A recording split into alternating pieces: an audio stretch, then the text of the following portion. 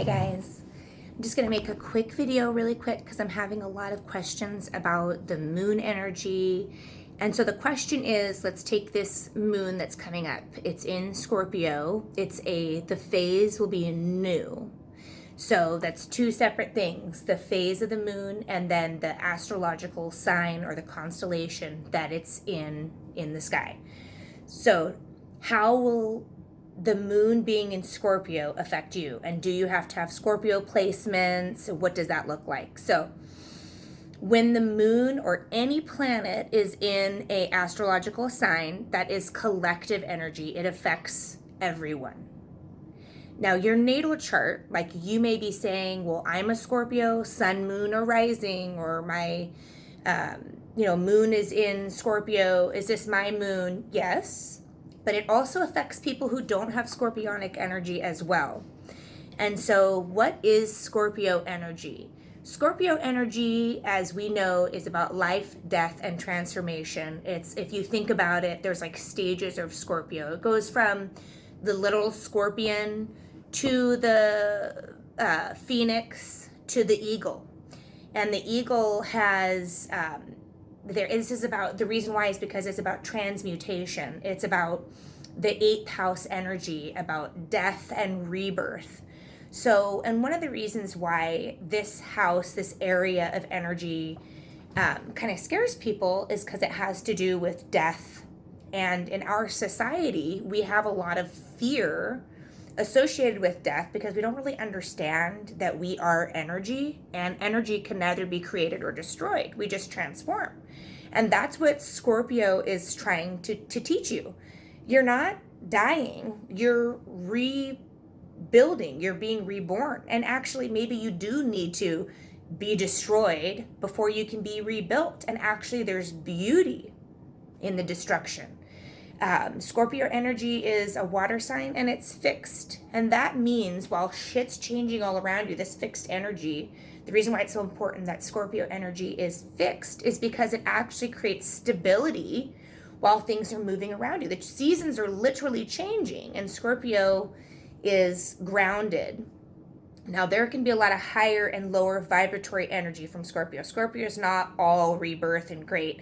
Actually, Scorpios can be obsessive, they can be paranoid, okay, because they change. This Scorpio energy is all about change. So like I have a Scorpio rising and I know that in my life it changes. Like one part of my life I was a model, one part of my life I was in the army, one part of my life I am a witch, one part of my life, there's like literally sections of my life where I've changed and become this whole different thing, that's Scorpio energy. And a lot of people, especially in our society, we're programmed to think because we've moved away from matriarchal energy, which is all about the transformation and the seasons and the change, into this, Western culture of patriarchy where we fear death, we take from the earth, we take from women, we oppress, we enslave. None of that is actually real. It's not who we are. We used those systems for a while in order to use what we had, but actually ended up depleting what we had. And so that's why we're going through such a huge time of awakening and change. And this new moon in Scorpio, la-di-da-di, everybody is going to be feeling this energy. And frankly, ever since the blue moon in Taurus, because Taurus and Scorpio are on an axis, they are polar opposites. So they're like the high and low vibe of each other, where Taurus is about the physical, tangible thing, and Scorpio is more about the abstract, like the emotion. And so it's interesting how the energy, how the planets have helped with us materialize this, because we have a lot of aspects with Mars and with Uranus that are really heavily impacting how the energy affects us. So to go back to what I was saying about this new moon, moons go through phases, okay? And, my practice gets us more in touch with our feminine energy. Every person, whether you're a man or a woman or in between, you have masculine and feminine energy.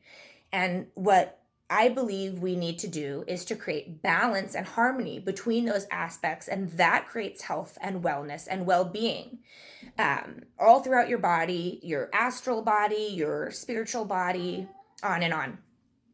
So with the moon being new, maybe I should do another video on the phases of the moon. So I think I'll leave this video right now here, and I'll do a separate video on the phases of the moon and their magic, because each phase of the moon, it's like, okay, now we're planting seeds for new moons. But actually, before you plant seeds, and a lot of people don't talk about this, the moon is dark. You can't see her, she's gone.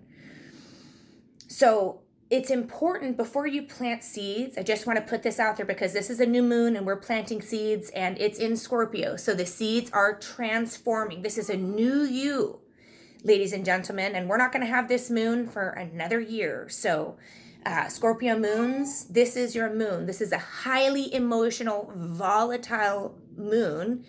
If you do not take that time for darkness, take a bath, a saltwater bath, ground in nature as much as possible. If you don't have the ability, like if you're in a city or just don't have nature, go get a bag of dirt, literally put it in a Tupperware and stick your hands in dirt. Do what you can. Notice the cycles of the moon. Notice the seasons changing. Hug a tree. Try to connect yourself with those cycles of the earth, because that energy will help cleanse and rebuild and restore as you move forward and change, just like the seasons will. So highly transformative. It's also highly volatile. So especially, like I said, with these Mars aspects coming in. So, watch your mouth. I always have to say that because I'm fiery and I will be like, da-da-da, So just remember to take a step back and come from love always, and to go dark before you plant your seeds. So plan ahead. What seeds are you going to be planting? I'm always planting seeds of clarity, success, abundance, health, prosperity. So before you seek, take a step back, be quiet, go within, allow stillness so you can receive that clarity from spirit, because we're all going to be transforming. That's what Scorpio moons are all about. Blessed be.